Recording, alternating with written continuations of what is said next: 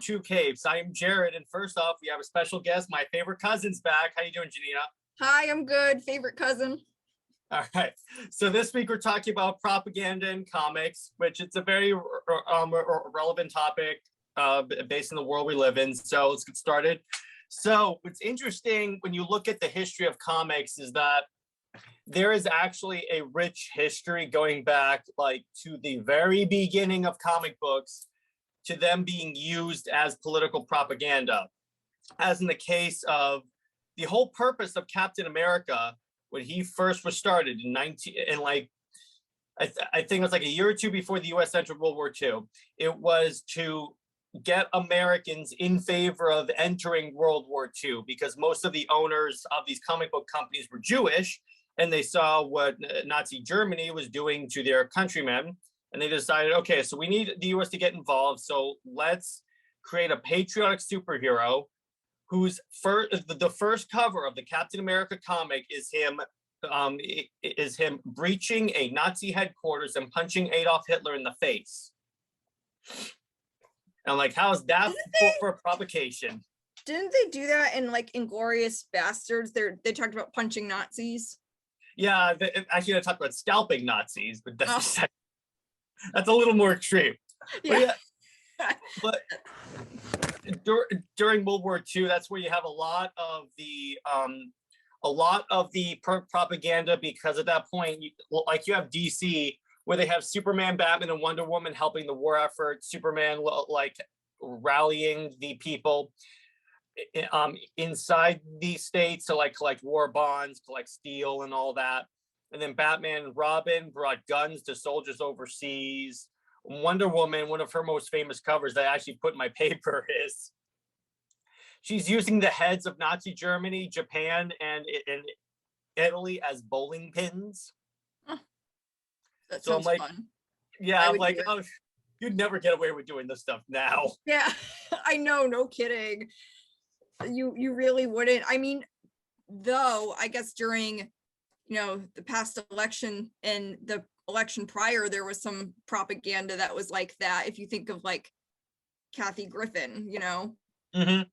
Yeah.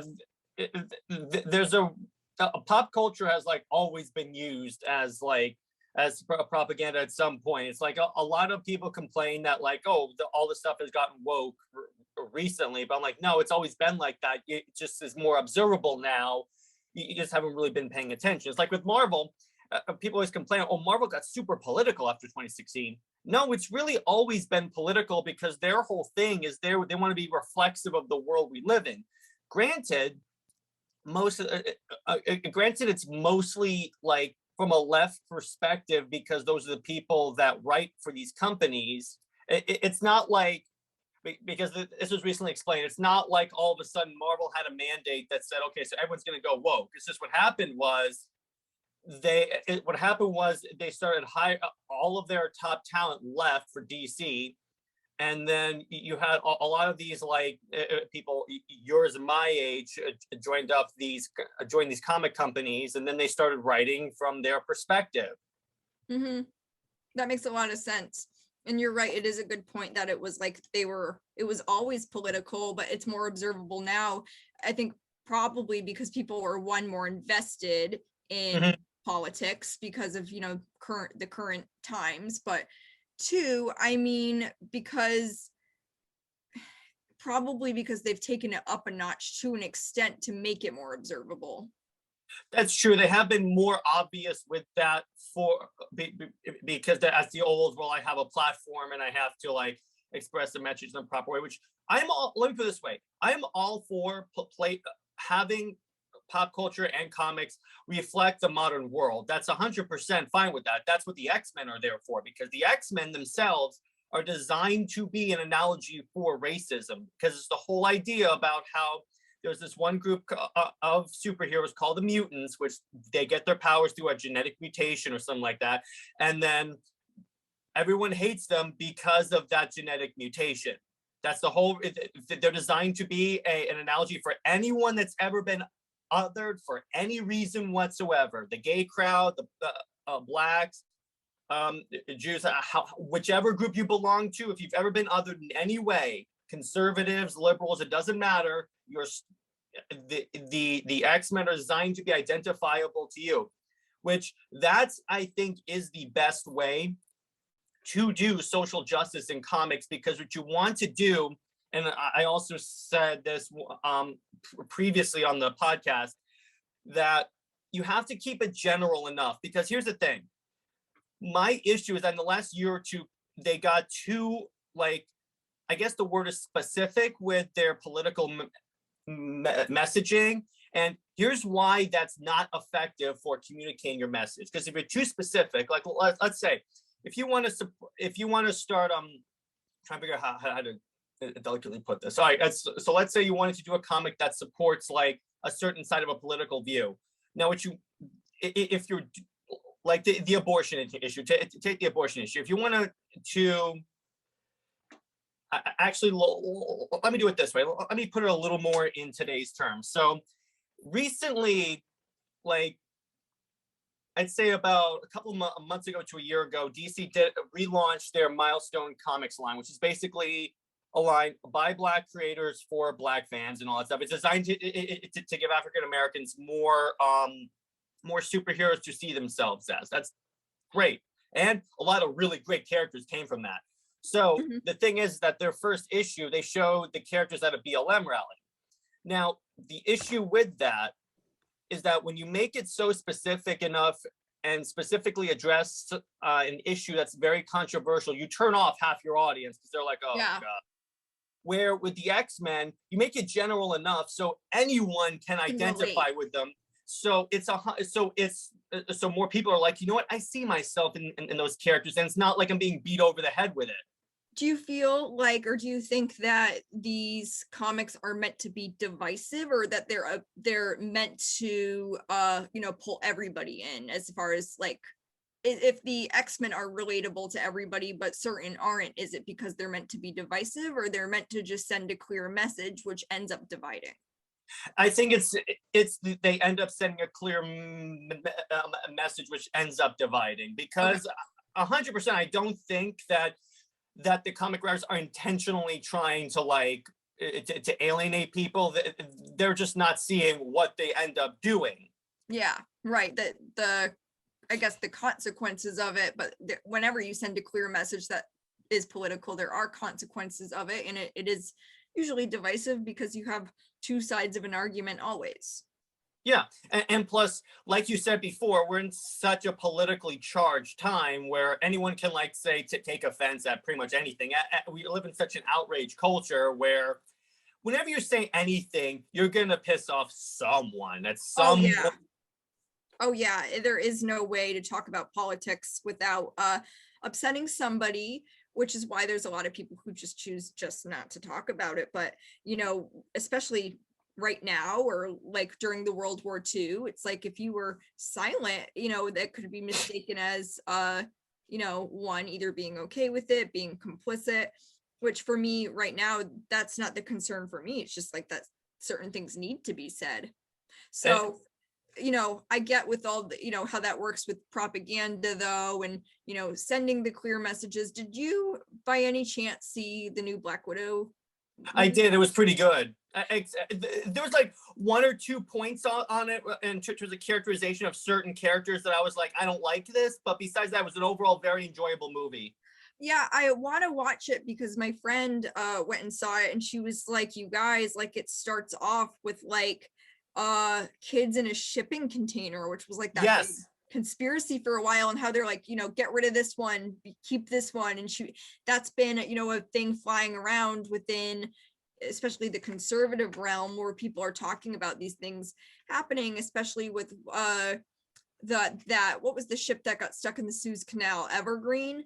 I know what you're talking about. I don't remember the name of the ship. I think it was Evergreen. But people were blown away with how they opened by that, and it's interesting to see what things that are very current get put in these movies, and you wonder how long ago they were written, and you know what I mean. Yeah, and they did after 9/11, Marvel did a storyline called Civil War, which was basically designed to be like an admonition of like the like Patriot Act and such, because they had a situation in the, so basically the storyline of Civil War is that there's this incident that causes a mass loss of life among civilians as collateral damage to a superhero action. So the government draws up this bill called the Superhuman Registration Act, which basically means that if you want to continue to be a lawful superhero, you have to A, register your secret identity with the federal government, B, submit to federal government sponsored training, C, only undertake actions that are sanctioned by the US government. Now, among other things. Now, this ends up dividing the superhero community because Iron Man's like, Tony Stark is like, yes, 100% we need oversight. Captain America is, which I get the feeling was, Captain America was clearly made out to be the good guy. I mean, the marketing of the storyline says, which side are you on? They marketed it like each side could be right, but when you actually read the storyline, they clearly made Iron Man the bad guy. Yeah, which is interesting too, because it's like nowadays with everything going on, half of people that live in America are very like unproud to live in America, and the other half are pro-America. So, and they're like anti those laws, you know, like the Patriot Act and stuff like that. Yes. So Captain America's argument for being against the Registration Act is like, and they made this in the Civil War movie, this argument where Captain America says, what happens if the federal government just wants us to like undertake their foreign policy? It's like, well, what happens if, basically he makes the argument, what if we use as tools of imperialism and not actually helping people? This is a problem. Yeah, that makes so much sense actually when you put it like that. And really, see, here's the thing. Yes, you can say that comics have a very left-leaning bent, but what I found is that you can really read into any conservative, you can read any conservative argument to the storyline. Like with Civil War, you can read into the anti-gun control argument. You can read, actually, a lot of stories you can read into the anti-gun argument, including the X-Men, because one of the components of the X-Men's lore is that at one point they wanted the mutants to or register their powers with the government. It's like the gun registry came to mind when I was reading that storyline. Okay. So do you feel like Captain America, what purpose were they trying to serve if it's propaganda? In terms of post-9/11 Civil War? Well, I guess in terms of what is their overall message when they had like Captain America in mind, what was, you know, the purpose he was designed to serve? Generally, I think Captain America is designed to serve the purpose of exemplifying the overall opinions of the American populace. Because there was this one cover they did during the race riots of the 60s where he was he's running through Harlem, and you can see in his face he's pissed off because of all the racial injustice. So really what they use Captain America as, it's basically, I don't want to say a mouthpiece, but he's basically a way to show like the overall feelings of the American populace. Because you saw end of Civil War is a good example. You saw how many people post 9/11 were really not okay with the Patriot Act. I mean, you read about it now in the history books, you see it's not exactly the best thing. And you saw Captain America was firmly against this. He's like, you're using this to violate our civil rights. Yeah. Right. And also recently, so I was reading a Captain America run by, and this is actually really surprising, Ta-Nehisi Coates. And you could, and what you see, what I like about that run, I know he's a controversial author, but what I like about his run with Captain America is that he actually poses the question Captain America asked, how can I always claim to be Captain America when I'm always going against the government that gave me the shield? Oh, wow. That's super significant. And I'm like, that is actually a really good question. Yeah. Wow. I like need to kind of digest that one. That's pretty nuts. And he's basically saying what I took that as when I'm reading that storyline is like, how far does patriotism go? Because too often I think patriotism is mischaracterized as blind, it's like looking at your country and say it's never done anything wrong whatsoever. Oh, agreed. where they did a storyline also for Captain America, where he basically was captured by this anti-American like dude, and he was subjected to propaganda where this one bad guy would like constantly read to him and like expose him to all the atrocities historically committed by the US government. And Captain America says, yeah, I knew all that. The thing is that that's not what patriotism is. Patriotism is you look at the issue, is that you acknowledge the bad that your country has done, but you also look at how good it can get. You're constantly having hope for the country as a whole. Which I agree with, because it's like, you know, look at our country today. They've done horrible, you know, things, but, you know, and I'm not in allegiance with those things, but I'm in allegiance to the people of this country. So I always have to have hope for it and always have to fight for it. But that doesn't mean I'm condoning what the government has done. And that's why I think there's a lot of people in both sides, you know, like whatever they identify as, a, you know, a conservative, a Republican, a Democrat, a liberal, whatever, that are too, I think they put too much hope in their government, both sides of it, and yes, much hope in their leaders, where it's like, no, you should call out their wrong actions. And that doesn't mean that you're like anti your country. Yeah, because post 9/11 was the whole thing. If you critique your government, you're not a real American. Quite the contrary. Right, exactly. And that's actually what's happening right now, is that people are, if you take a stance against what any, you know, political leader is doing within your side of, you know, the right or left, people look at you like a traitor. And it's like, it's not supposed to be that way. We should always be thinking critically. While, you know, there's a lot of people that would die for this country, but, you Myself know, included. yeah. But we kind of talked about too the other day, where it's like God, country, or family, country. And I would say that a lot of people are willing to die for their country and to preserve its freedom. Interesting. So in addition to that, I'm trying to see how to go off of that, because that was a very interesting discussion.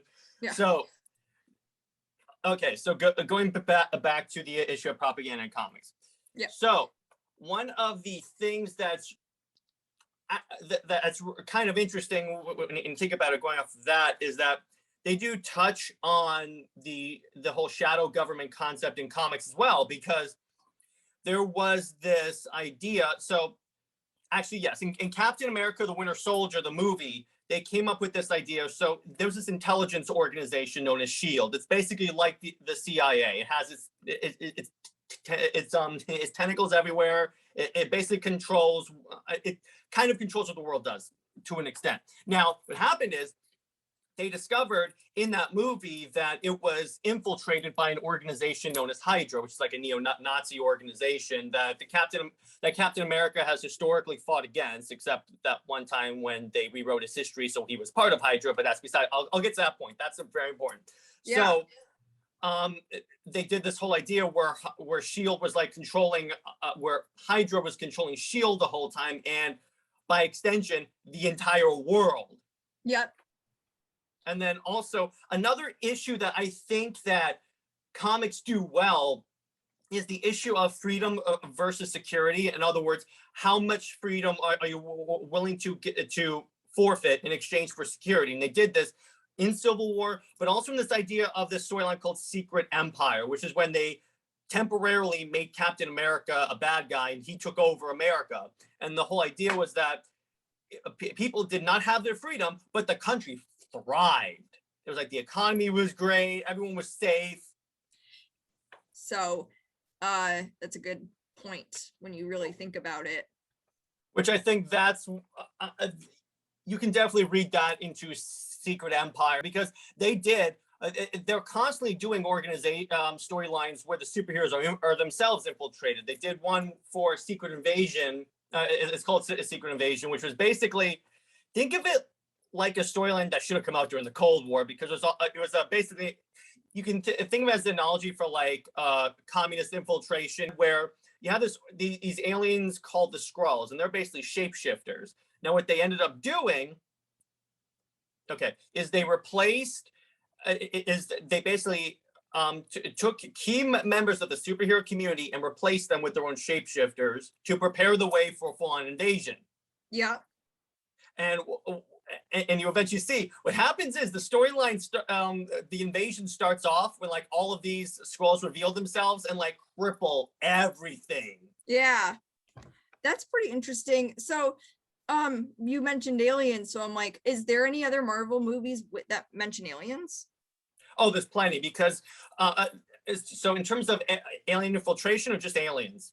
Both.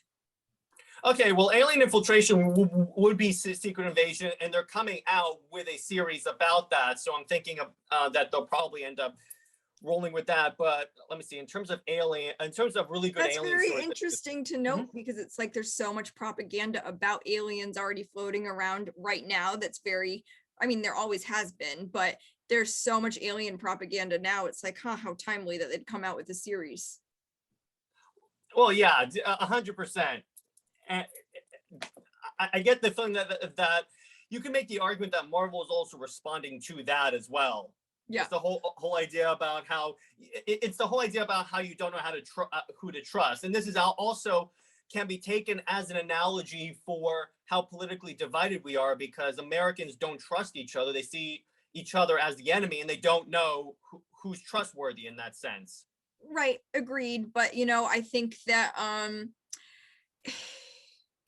it's kind of like almost a Lord of the Flies type thing. Yeah, and actually they played on that in the lead up to the Secret Empire storyline because what happened was there was another superhuman civil war, and what's revealed is that this was all orchestrated by the evil Captain America to keep the superhumans divided so that he could affect his takeover. That's exactly it. Divide and conquer.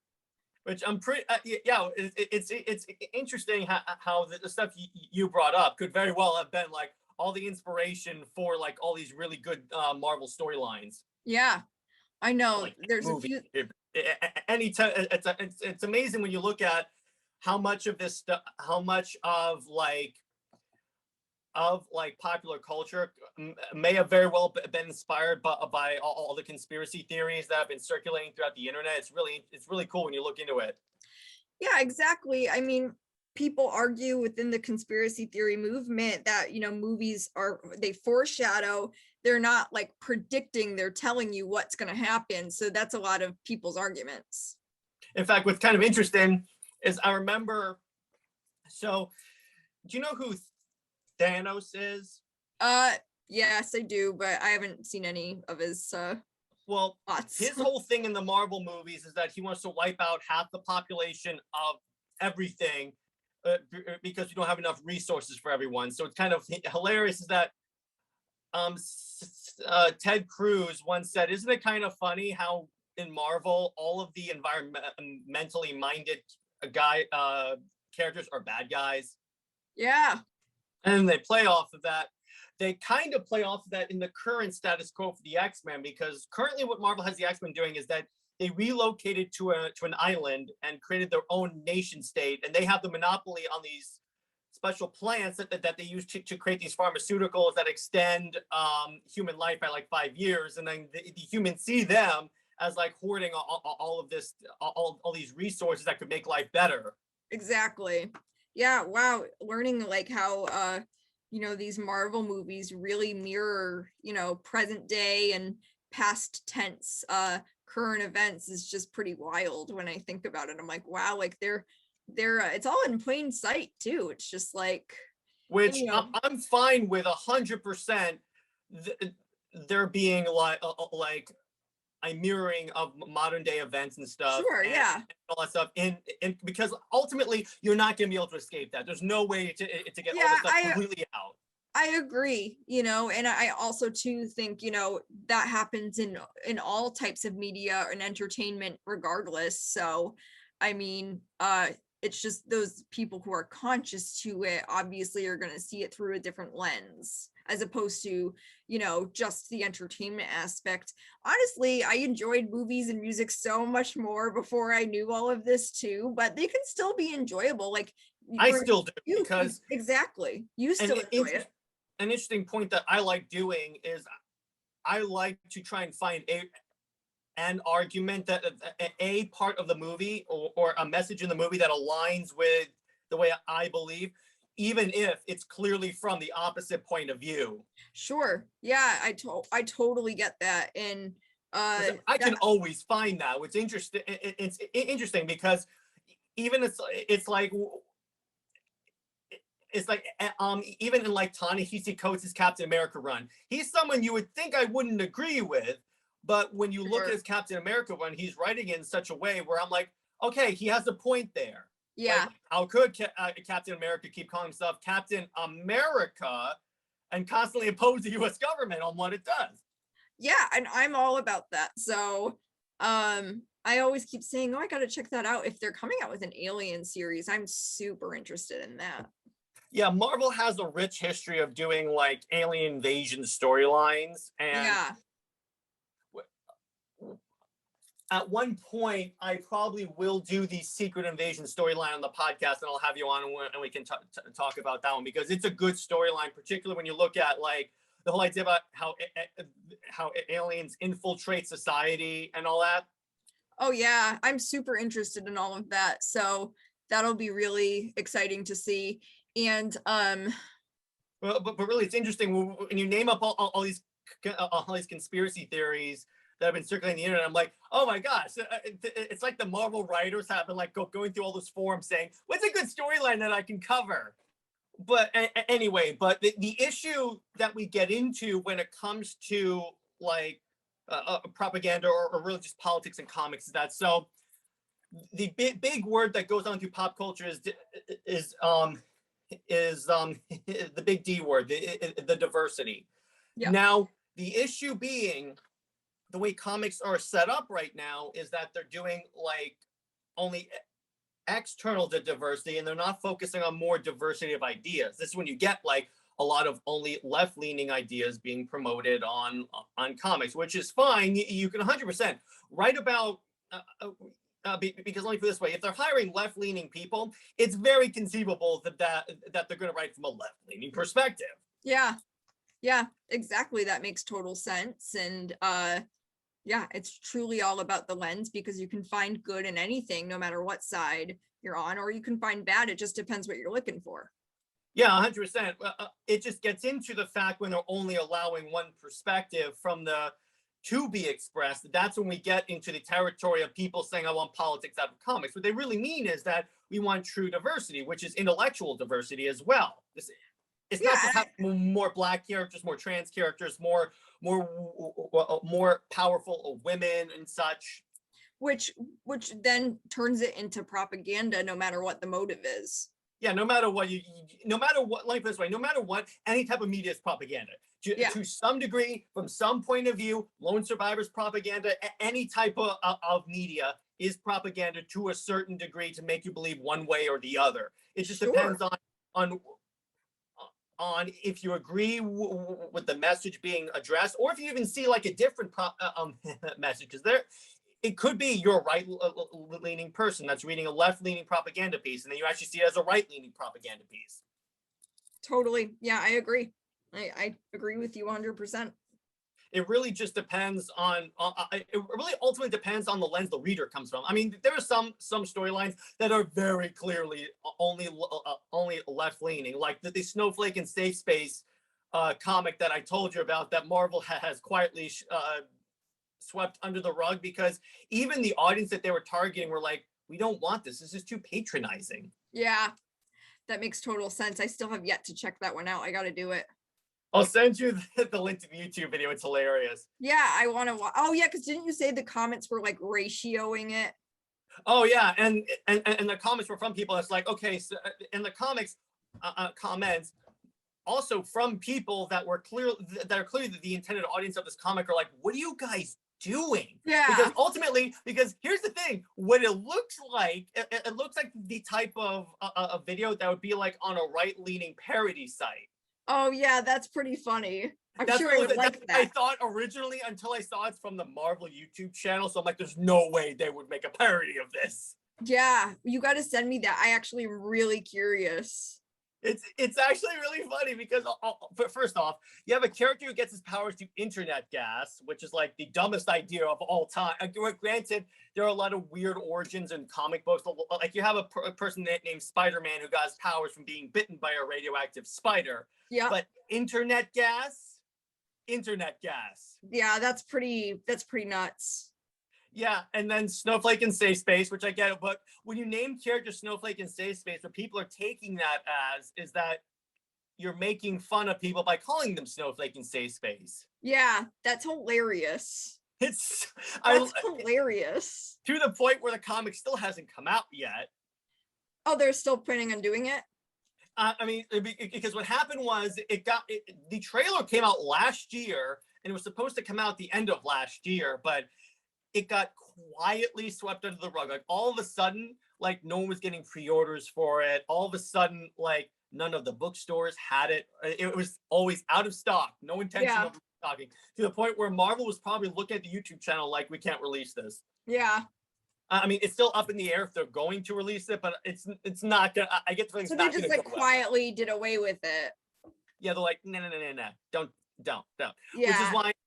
Which is why I think when you look at Marvel as a whole, it's not.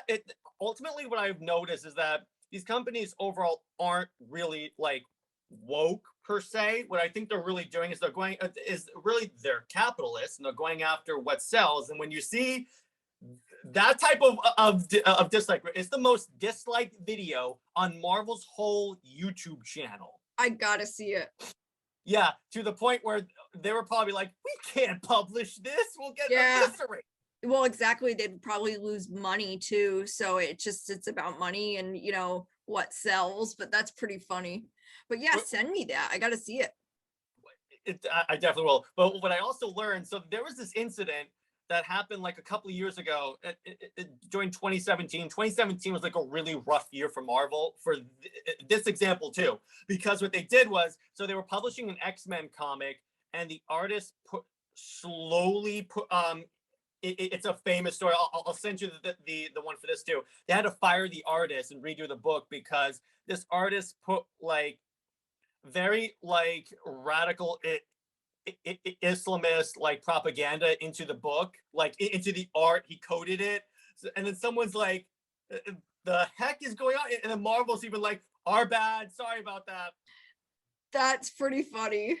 What this shows me is that here's the problem with Marvel too, is that it's not. Here's what also tells me it's not woke as an organization.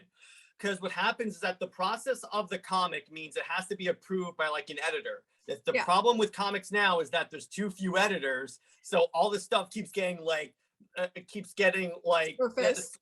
slipping through the cracks. Yeah, because there was this other example. I think it was 2016, 2017. They did this thing called All New, All Different Marvel, where like they basically replaced a lot of these characters with like more like diverse characters. Yeah, like a Black Captain America, who actually ended up to be pretty cool. And it's like you had like all these characters were replaced, all of them. Female Thor, a Black Spider-Man, which actually was pretty cool.